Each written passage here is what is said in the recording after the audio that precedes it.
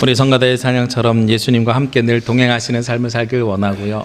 무엇보다도 어린이 주일인데 오늘 우리 아이들이 교동문에서 고백했던 것처럼 늙어도 그것을 떠나지 아니하리라.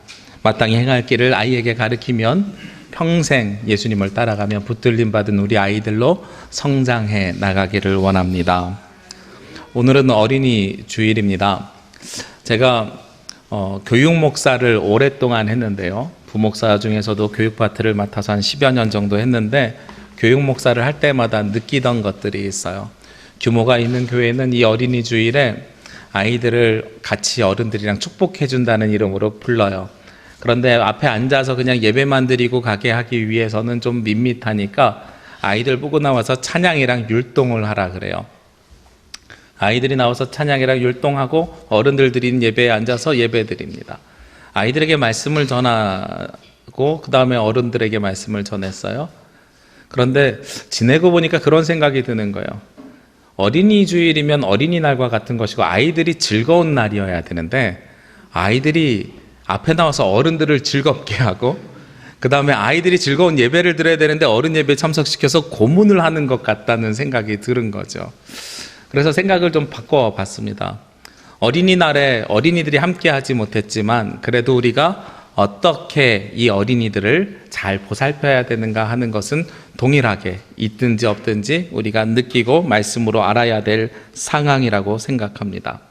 그래서 우리가 이 어린이날로 시작되는 이 주간 동안 저는 사랑에 대한 말씀을 함께 나눴으면 좋겠어요. 이번 주에는 어린이날, 다음 주에는 어버이주일, 그래서 쭉 가정의 달이라고 5월을 이야기하는데 가정의 이러저러한 모습들에 대해서 말씀을 듣는 것보다 가정에서 부모 자녀 간에 가족들 간에 형제들 간에 가장 필요한 사랑이 무엇인가, 그래서 그 사랑에 대한 말씀을 몇 주 동안 함께 나누도록 하겠습니다.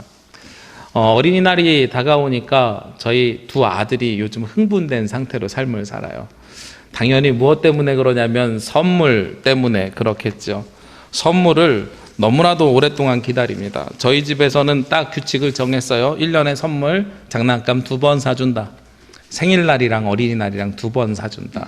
그랬더니 이 어린이날이 연중 행사로 기다리는 거예요. 둘째 아이 같은 경우는 얼마나 기다리냐면 4월 5일 날부터 아빠 오늘 5일이잖아요. 어린이날 아니에요. 그래서 아니야, 그 5일은 그 5일이 아니야. 5월 5일이 어린이날이야. 그랬더니 그날부터 30밤, 29밤, 28밤 이렇게 매일 밤을 새요. 어제도 잘 때 몇 밤 남았어요. 이러고선 또 자요. 그게 이제 둘째 아이가 지금 가지고 있는 소망이고 기대치면 큰아이 이제 초등학교 3학년이 됐으니까 어떤 소망과 기대치를 갖고 있냐면 자기가 갖고 싶은 것들을 이미 보니까 계산이 끝났더라고요. 뭐가 갖고 싶은데, 그런데 이제 친할아버지, 친할머니, 외할머니, 외할아버지, 아빠, 엄마 6군데서 받을 수 있다는 계산을 하고 6개를 계산해가지고 이미 이렇게 누구한테 뭐를 맡길지를 계획해 놓은 거예요. 그래서 어디 갈 때 저한테 슬쩍슬쩍 떠봐요. 아빠, 어린이날에 아빠하고 엄마하고 따로 선물해줘도 되는 거지요? 이렇게 물어봐요.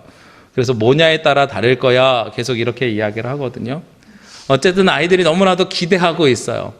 근데 그 기대하고 있는 그 모습을 보면서 어떤 모습이 보이냐면 예수님을 따르던 예수님의 제자들이 하나는 우편에 하나는 좌편에 우리 높은 사람 되고 싶어야 하고 따르는 그 기대감이 그대로 보여지는 거예요. 우리도 저런 기대감을 가지고 살아가는 것 아닌가. 아이가 부모가 뭘 사줄지는 결정하지도 않았는데 자기들이 받고 싶은 걸 이렇게 나열해가지고 이렇게 풍성하게 내가 원하는 것들을 다 가질 수 있는 거야. 그것이 바로 어린이날이야. 이렇게 생각했던 것처럼 우리가 3주 전에 지냈던 그 부활절을 가지고 예수님의 제자들은 그런 생각하는 거죠. 부활절, 예수님이 부활하셨어. 예수님이 유월절을 통해서 우리를 구원하셔. 그러면 우리는 좌편에 우편에 이렇게 큰 선물을 받는 날이 그날일 거야. 그렇게 생각할 수도 있다는 것입니다. 오늘 말씀을 준비하다가 저는 아빠로서 이 두 가지 고민을 하게 되었습니다. 뭐냐면 첫 번째는요, 그렇게 많은 선물 혹은 큰 선물을 기대하고 있던 이 아이에게 실망시키고 싶지 않은 거예요. 그 기쁨을 그대로 주고 싶은 마음이 한쪽에 있습니다. 아마 하나님도 그럴 거예요. 우리가 하나님 앞에 나와서 기도하고 간구하면 우리가 기도하는 것을 이루어주고 싶어하고 우리가 실망하는 것을 속상해하고 가슴 아파하는 하나님의 모습이 있을 거란 말이죠. 그래서 가능하면 그거를 들어주고 싶을 거예요. 그런데 동시에 한 가지 고민이 무엇이 있냐면, 저도 어른이다 보니까 이것을 아이에게 사주면 그만한 가치가 있는가? 무엇으로 그것을 판단하고 측정하냐면 물질, 돈으로 그것을 측정하고 판단하게 됩니다. 엊그제도 필요한 생필품이 있어가지고 롯데마트에 갔더니 넓은 장난감 매장이 있어요. 장난감 매장이 있는데 둘째 아이를 데리고 갔는데 기가 막히게도요, 어디에 서 있냐면 가장 비싼 장난감 앞에 서 있어요. 네. 변신 자동차가 필요하다는데 그거 집에 20개나 있는데 또 사 그랬더니 그래도 필요하대요. 그래서 어린이날에 뭐 살지 그럼 미리 골라봐, 오늘은 안 살 거야 이러고선 한번 보라고 보여줬는데 기가 막히게도 수백 개가 있는 거 가운데 가장 비싼 거 앞에 서 있어요. 그만한 가치가 있는 것인가 계속해서 내 마음속에 고민이 생기는 거죠. 그렇죠?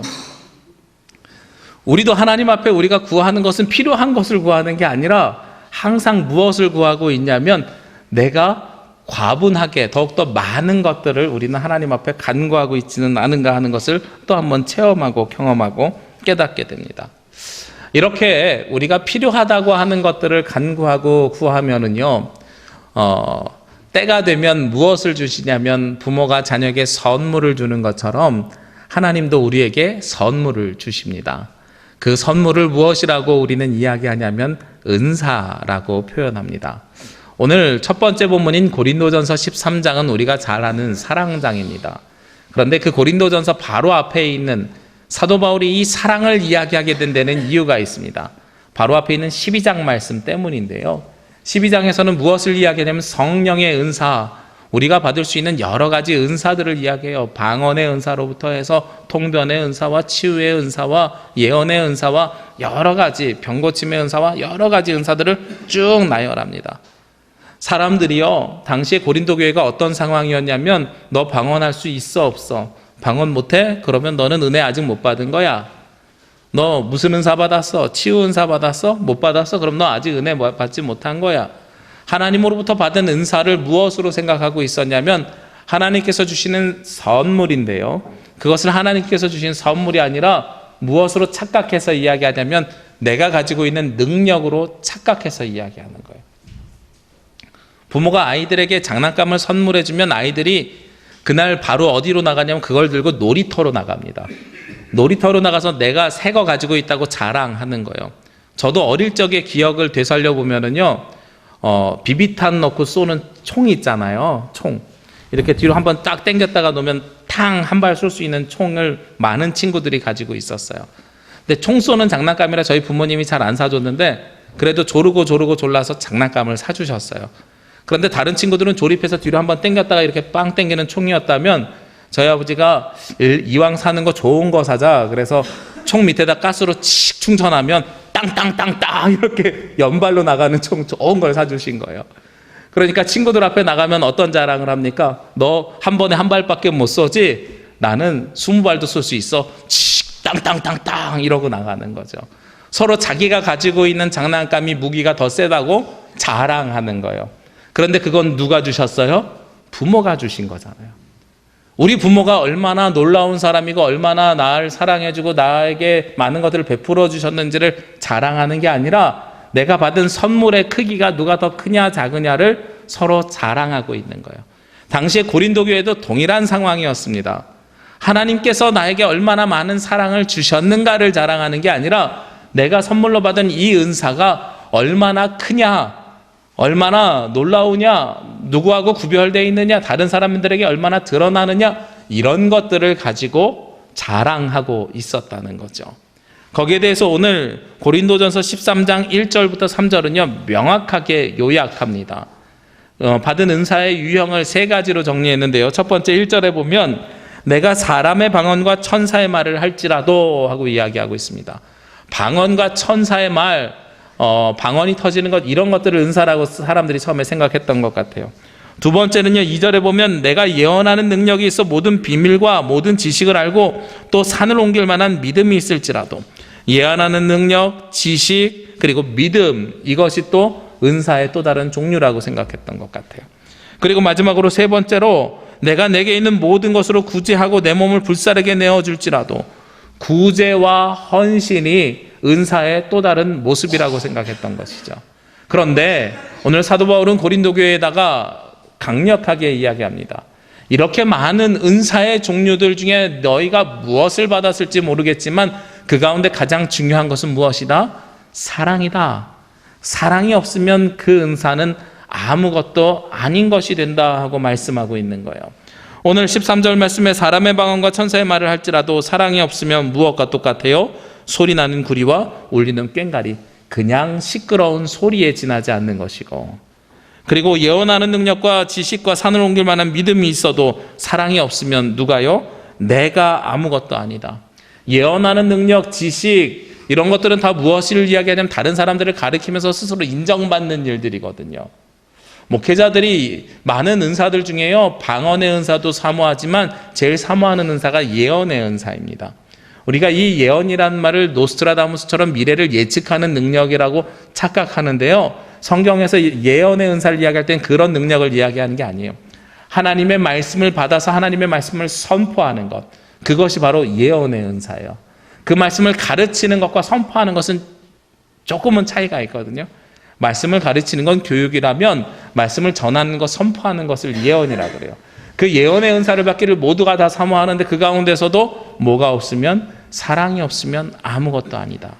그리고 맨 마지막으로 무엇이 없으면은요, 구제하고 내 몸을 불사르게 내줄지라도, 내 몸을 헌신해서 내주는데 불사르면서 열정적으로 모든 것을 다 바쳐서 다른 이들을 섬길지라도 사랑이 없으면 내게 아무 유익도 없느니라. 하나님께서 나에게 선물을 많이 주셨는데, 많은 선물을 주셨는데 그 가운데에 무엇이 없으면, 사랑이 빠져 있으면 그 선물들은 모두 다 아무것도 아니라고 말씀하고 있다는 거예요. 그러니까 우리가 선물을 주고받을 때도 마찬가지이지만 그 선물의 가장 중요한 것이 무엇이냐면 사랑입니다. 남자가 여자에게, 부모가 자녀에게 선물을 줄 때도요, 우리는 너무나도 요즘 세상적으로 많이 빠져 있어서 어떻게 선물을 주고받냐면 그 선물의 가격과 크기와 필요를 가지고 선물의 가치를 평가합니다. 그런데 선물은 무엇이 전해졌을 때 정말로 감동이 되는 선물이냐면 진심이 전해질 때 감동이 되는 선물인 것 같아요. 그래서 선물의 중요한 전제 조건 중에 하나가 진심이 전해지느냐 전해지지 않느냐 하는 거예요. 그런데 그 진심은 무엇으로 판단할 수 있어요? 사랑으로 판단할 수 있습니다. 근데 이 사랑을 형태적으로 표현하라 그러면 너무나도 어려워요. 왜냐하면 사랑은요, 어디에 있는 거예요? 마음에 있고, 어떻게 표현되는 거예요? 느낌으로 표현되는 것이기 때문에 그렇습니다. 저는 지금까지 이 사랑에 대해서 말씀을 전할 때에 꼭 들던 예화가 있습니다. 5가지 사랑의 언어라는 책이에요.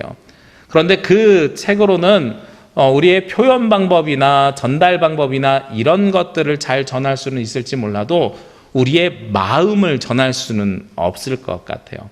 그래서 아까 시작할 때 말씀드렸던 것처럼 앞으로 몇 주간 사랑에 대한 테마를 가지고 우리가 가정생활하면서 이웃과 살면서 어떻게 사랑을 해나가야 되는지를, 우리의 마음을 보려고 하는데, 바로 이 고린도전서 13장에 나와 있는 표현이 아니라 이 사랑의 마음을 우리가 품었으면 좋겠다 해서 고린도전서 13장을 가지고 기준해서 말씀을 전하고, 필요하면 그 주변의 다른 성경 구절과 연계해서 말씀을 전하려고요. 제가 한 3년 전에도 이러한 예화를 들은 적이 있습니다. 제가 좋아하는 작가 중에 맥스 루케이도라는 작가가 있는데요, 루케이도와 함께 커피 한 잔이라는 책에 그가 이런 글을 써놨어요. 고린도전서 13장 4절부터 8절까지를 읽는데 사랑이란 단어 대신에 내 이름을 넣어서 읽어봤더니 내가 오글거려서 읽다가 포기했다. 그래서 우리 성도님들 한번 같이 읽어봤으면 좋겠다 해서 제가 우리 성도님들이랑 한번 읽어본 적이 있어요. 오늘도 한번 다시 읽어봤으면 좋겠어요. 고린도전서 13장 우리 8절까지는 아니고요, 4절만 한번 읽어봅시다. 4절을 읽으시는데요, 사랑이란 말 대신에 자기의 이름을 집어넣어서 읽으시는 거예요. 한번 해보겠습니다. 시작. 성진이는 오래 참고, 성진이는 온유하고, 시기하지 아니하며, 성진이는 자랑하지 아니하며, 교만하지 아니하며. 물론 그 뒤에 무례히 행치 아니하며 자기의 유혹을 쭉 이렇게 있는데, 이대로 살 수 있으십니까? 저는 이 말씀을 읽을 때마다요, 제가 오래 참느냐? 참을성 없어요. 제가 시기하지 않느냐? 저 시기 질투 많아요. 다른 사람들보다 좀 잘하고 싶은 욕심이 있어가지고 그 힘으로 지금까지 살아온 것 같아요. 교만하지 않냐? 교만해요. 자랑하지 않냐? 자랑하는 걸 즐기는 사람입니다. 네. 그러니까 사랑이 가지고 있는 이 마음의 태도와 모습은 저에게 하나도 없는 거예요. 하나도 없는 거예요. 이 고린도전서 13장에 있는 말씀처럼 우리가 사랑하면 얼마나 행복할 수 있겠습니까? 하나님께서 주시는 외형적인 은사가 우리가 하나님 앞에 나오는 예배 정도, 신앙의 정도를 측정하는 것이 아니라 오직 하나님 앞에 나아가는 것은 사랑, 이 하나로 측정되어져야 한다고 말씀하고 있습니다.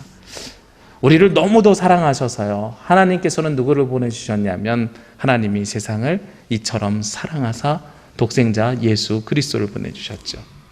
그 예수 그리스도가 우리를 너무도 사랑하셔서 죽기까지 십자가에 달리시고 부활 소망을 통해서 우리에게 그 사랑을 전하여 주셨죠. 하나님이, 예수님이 우리에게 그렇게 사랑을 주셨는데 우리는 그 사랑을 기억하는 것이 아니라 그 사랑을 통해서 받은 선물만 기억하고 살아가고 있다는 것입니다.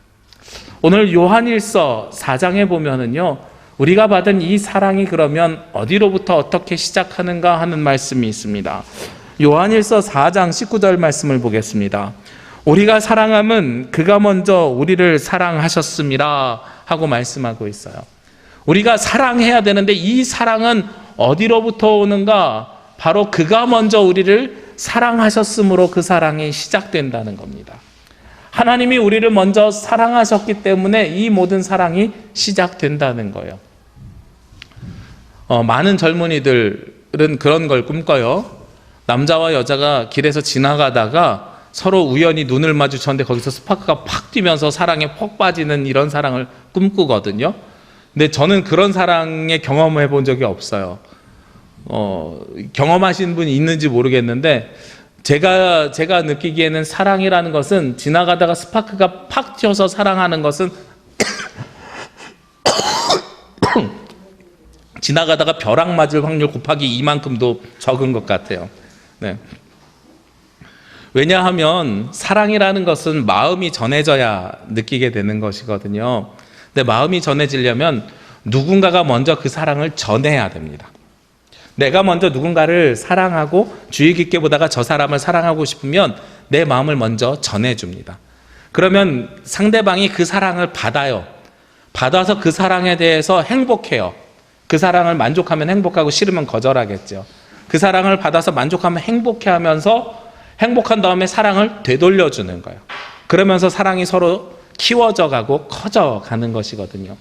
부모 자녀의 사랑도 마찬가지입니다. 부모가 자녀를 사랑하면 갓난아기들을 안고 키우고 많은 것들을 더해 줍니다. 아이가 어릴수록요, 목도 못 가누니까 목까지 몸 전체를 푹 감싸 안으면서 그 아이를 보살피는 것이 부모의 사랑의 표현입니다. 점점 크면 손을 잡아주고요, 넘어진 아이를 일으켜주고요, 필요한 것들을 채워주고요, 혼자서 살 수 있도록 교육을 시키는 것이 부모의 사랑입니다. 남녀 간의 사랑도 누군가가 사랑을 시작하면 그 사랑을 받은 사람이 거기에 감격하고 감복해서 화답하면서 서로 사랑이 키워져 갑니다. 사랑은 누군가가 먼저 시작해야 되는 거예요. 그래서 우리가 가지고 있는 이 사랑이 누가 먼저 시작되었는가를 쭉 찾아가 보면은요, 가장 그 근본엔 누가 있냐면 바로 하나님이 계십니다. 하나님이 우리를 사랑하셨기 때문에 우리를 만드셨고 지으셨고, 그리고 만드시고 지은 데서 끝난 것이 아니라 독생자 예수 그리스도를 보내주셔서 우리를 구원하여 주셨거든요. 그 사랑이 하나님으로부터 시작됨을 우리는 믿고 고백할 수 있어야 돼요. 근데 우리는 그 사랑을 기억하지 못하는 단점이 있어요. 아까 어린이날 선물 이야기로 말씀을 시작했는데요, 어린이날이 되니까 두 아들이 또 꿍꿍이가 또 하나 생겼어요. 서로 쿵짝이 그럴 땐 잘 맞는데 뭘 지금 꿈꾸고 있냐면, 아빠 어린이날에 에버랜드 가요 그러더라고요. 그래서 얘들아, 가는 건 갈 수 있는데 아빠가 비행기표를 보니까 내려오는 비행기가 없더라. 에버랜드 갔다가 주일날 못 와서 안 돼. 그렇게 이야기했더니 왜 우리는 에버랜드 한 번도 못 가요? 또 이러는 거예요. 그래서 제가 증거가 있거든요. 큰아들한테 육지에 있을 때 제가 에버랜드 근처에서 살아서 연간회원을 5년이나 들었어요. 일주일에 날 좋을 땐 3번이나 에버랜드를 갔어요. 목걸이가 있어요. 연간회원은 목걸이 5개를 보여주면서 너는 5년 동안 1년 내내 네가 가고 싶을 때 갔어. 그랬더니 둘째 아이가 저는 없잖아요 이러는 거예요. 그래서 형 갈 때 넌 안 갔겠니? 그랬더니 그래도 저는 없잖아요. 그래서 있어요. 하나를 찾아가지고 보여줬어요. 근데 그 목걸이가 어떤 목걸이냐면 둘째 아이가 연간회원을 가입하고 처음에 에버랜드 갔는데요. 그날 저에게 강현옥 목사님이 전화를 주셨어요. 제주 남북에 청빙됐으니까 내려오라고. 그래서 저희 둘째 아이는요, 연간회원증 끊어가지고 처음 간 날이 마지막 날이에요. 근데 그날 얼마나 그걸 행복해 했냐면 들어가면서 아무도 물어보지도 않고 보자고 하지도 않았는데 자기가 막 이렇게 보여주면서 무슨 퍼레이드 하면서 걸어갔었거든요. 그런데 그거 없었으면 큰일 날 뻔했겠다 싶은 생각이 제가 드는 거예요. 비록 1년 쓸 수 있는 걸 한 번밖에 못 샀지만 자녀에게 내가 너를 사랑해줬고 너 이렇게 어떻게 해줬어 하는 걸 이야기해 주는 거예요.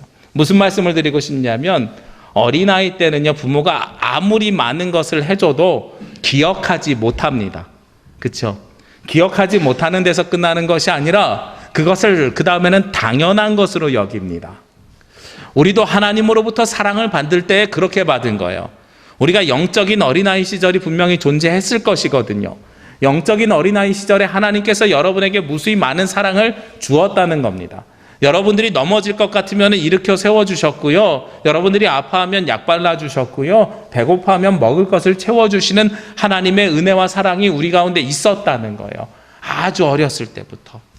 그런데 우리는 어린아이가 커가면서 어린 시절에 내가 받은 것을 다 잊어버리는 것처럼 하나님 안에서 살아가고 있으면서 하나님께서 나에게 얼마나 큰 은혜를 베푸셨는지를 기억하지 못하고 있는 거죠. 그러면서 젊은이들이 무엇만이 사랑이라고 느껴요? 어릴 때부터 무수히 받아왔던 그 길고 많은 사랑은 사랑이라고 느끼지 못하고 당연한 것이라고 여기면서 성인이 되어서 남녀가 서로를 바라보면서 가슴이 뜨거워질 때 그때 비로소 내가 사랑을 체험하고 있다고 느끼잖아요. 하나님께서 우리를 너무나도 옛날부터 지금까지 뜨겁게 사랑하면서 필요를 채워주고 오셨는데 우리가 영적으로 성숙해지고 성장해지면서 내가 누군가를 사랑할 수 있는 뜨거운 가슴이 생길 때 그때 비로소 하나님을 사랑한다고 착각하고 있다는 거죠. 근데 사랑은 그러지 않습니다. 처음부터요, 하나님께서 이미 우리에게 부어주시고 오고 계십니다. 그러면 그 사랑을 받은 우리들이 어떻게 해야 돼요? 하나님을 반대로 우리도 사랑해야 됩니다. 근데 하나님을 사랑하는 전제 조건이 있습니다. 사랑의 전제 조건처럼 하나님을 사랑하는데요, 그 사랑의 증거가 있다고 오늘 성경에서 이야기합니다. 요한일서 4장 20절 말씀에 보면 누구든지 하나님을 사랑하노라 하고 그 형제를 미워하면 이는 거짓말하는 자니 보는 바 그 형제를 사랑하지 아니하는 자는 보지 못하는 바 하나님을 사랑할 수 없느니라. 분명하게 이야기해요. 하나님의 사랑은 누구든지 받을 수 있는데 그 사랑을 하나님 앞에 다시 내가 되돌려 주기 위해서 하나님을 사랑하려고 하면 누구를 사랑해야 된다고요? 형제를 사랑해야 된다고요. 형제를 사랑하지 않으면 누구를 사랑하지 않는 거라고요? 하나님을 사랑하지 않는 거라고요. 저는 이 원리가 도대체 무슨 원리인가 잘 몰랐어요. 근데 형제 자녀를 키워보니까 알겠는 거예요. 서로가 서로를 사랑하지 않으면, 형제들이 둘이 서로 우애 좋게 지내지 않으면 누가 제일 속상해요? 부모가 속상해요. 부모한테 대들고 따지고 부모한테 못되게 굴고 나 엄마 아빠 안 사랑해요 해서 내가 속상한 게 아니라 형제가 서로 우애 있게 화목하지 않으면 그것만으로도 하나님을 사랑하지 않는 표현이라는 거예요. 그러니까 하나님을 사랑하는 제일 좋은 방법은 부모가 볼 때는요, 부모가 볼 때는 자녀들이 서로 즐겁게 지내면 너무나도 행복하잖아요. 마찬가지로 하나님도 우리에게 말씀하십니다. 형제가 서로 사랑해야 그것이 바로 하나님 당신을 사랑하는 표현의 방법이다 하고 말씀하고 있어요. 그래서 우리가 사랑을 해야 되는데 그 사랑의 전제 조건 첫 번째는 하나님께서 우리가 알지 못할 때부터 우리를 사랑해 주셨음이라면, 두 번째는 우리가 다시 하나님을 사랑해야 되는데 그 사랑의 전제 조건에는 형제도 함께 사랑하는 것이 당연하게 포함되어져 있다고 말씀하고 있습니다. 오늘 21절 말씀에 다시 한번 이 말씀을 강조합니다. 우리가 이 계명을 주께 받았나니 하나님을 사랑하는 자는 또한 그 형제를 사랑할지니라. 하나님을 사랑하면은요, 형제를 사랑하라고 말씀하고 있어요. 제가 요즘 수요일에 한 3주 전부터 공동체가 서로 교제하고 사랑하고 화목한 것에 대해서 말씀을 전하고 있습니다. 그 말씀을 전하면서 그런 이야기를 드렸어요. 공동체가, 교회 공동체가 성도 간에 서로 사랑을 하는데 우리가 이웃사랑을 멀리서부터 생각하지 말자. 이웃사랑을 나 자신부터 사랑하고 가족부터 사랑하고 형제부터 사랑하고 성도부터 사랑해야 세상을 사랑할 수가 있노라 하고 말씀을 드렸어요. 우리가 하나님으로부터 사랑받은 사람으로 다시 하나님 앞에 그 사랑을 드리기 위해서는 형제를 사랑하는 것이 필수 요건입니다. 그리고 형제를 사랑하지 않는 분은요, 그것을 증명할 방법이 없어요. 내가 하나님의 자녀이고 하나님을 사랑한다는 것을 증명할 방법이 없어요. 하나님으로부터 사랑을 받는다는 것은 분명한 사실이지만 내가 그 하나님 앞에 화답하고 있지 못하다는 거죠. 그래서 우리가 사랑에 대한 이야기를, 우리 마음의 태도에 대한 이야기를 시작하기 전에 몇 가지 전제 조건을 기억해야 돼요. 하나님께서 우리에게 선물로 주셨는데 그 모든 선물 가운데에 사랑이 빠져 있으면 그 선물은 아무 의미가 없는 것이라는 거고요. 그리고 하나님께서 우리에게 사랑을 주셨는데 그 사랑은 이미 예전부터 우리에게 처음부터 있어져 온 사랑이라는 것이고요. 우리가 받아온 사랑이라는 것이고요. 그리고 마지막으로 세 번째, 이 사랑이라는 것은 어떠한 것을 사랑이라고 하냐면 하나님 앞에 우리가 그 사랑을 돌려드려야 되는데 형제가, 이웃이, 가족이 서로 사랑해야 그것을 온전히 하나님을 사랑하는 마음으로 되돌려드릴 수 있다는 것입니다. 우리가 가정의 달입니다. 어린이 주일입니다. 아이들에게도 동일한 것을 가르쳐야 합니다. 오늘 어린이 주일 이 교동문을 보면 보라 자식들은 여호와의 기업이요 하고 말씀하고 있습니다. 자식들은 하나님께서 우리에게 상속해 주신 것이라고 말씀하고 있어요. 그러면서 어린아이와 같이 되어야 천국에 들어간다고 말씀하시지만 맨 마지막에 중요하게 이야기하는 것이 아비들아 너희 자녀를 노엽게 하지 말고 오직 주의 교훈과 훈계로 양육하라. 마땅히 행할 길을 아이에게 가르치라 하고 말씀합니다. 마땅히 가르쳐야 될 것들을 가르치라는 거예요. 왜 그렇게 가르쳐야 됩니까? 그리하면 늙어도 그것을 떠나지 아니하리라. 우리 자녀가 평생 누구로부터 붙들림 받은 자요? 하나님으로부터 붙들림 받은 자로 성장하기 위해서는 우리가 그것을 그대로 행해야 된다고 말씀하고 있어요. 그러니 교회는 사랑이고 그리스도는 사랑이고 하나님은 사랑이시라고 우리는 늘 이야기하는데 우리 가운데 부활 소망이 있는 자들로 예수님이 십자가를 지신 그 사랑을 우리도 가져야 됩니다. 그러기 위해서 다시 한번 전제 조건을 말씀드려요. 하나님께서 우리에게 주신 그 선물에는요, 사랑이 없으면 아무것도 그 선물이 하나님의 은사가 아니라는 것이고요. 하나님께서 이미 그 사랑을 예전부터 태초부터 우리에게 만들어 주셔서 지금까지 해오고 계시다는 것이고요. 그 사랑을 우리가 하나님 앞에 돌려드려야 되는데 이웃을, 형제를 사랑하는 것이 하나님을 사랑하는 증거가 된다는 것입니다. 우리 오늘부터 약 6주 정도를 계획하고 있는데요. 6월 첫째 주까지 하나님께서 우리에게 주신 사랑이 무엇인지를 깨닫고 기억하고 그 사랑을 발견함을 통해서 우리의 마음이 하나님을 향한 사랑으로 뜨겁게 차오르는 저와 여러분이 되시기를 주의 이름으로 기도합니다. 기도드리겠습니다. 우리를 사랑하시며 우리와 함께 해주시는 아버지 하나님, 그 사랑이 너무나도 놀랍고 크고 무한하심을 체험하며 경험하며 깨닫습니다. 주님의 사랑에 감격하여 힘입어 이 시간 주님 앞에 나아왔사오니 주여 우리의 심령이 주님을 향한 뜨거운 마음으로 용솟음치게 하여 주옵시고 우리 가운데에 하나님의 사랑이 차고 흘러 넘쳐서 이웃에게 가족에게 나눌 수 있도록 인도하여 주옵소서. 주께서 주시는 그 사랑을 가지고 우리도 주님 앞에 사랑하며 살아가길 원합니다. 주여 주신 말씀 기억하며 이웃과 가족을 사랑함을 통해 하나님을 더욱 사랑하게 하여 주시옵소서. 이 모든 말씀 예수님의 이름으로 기도합니다. 아멘.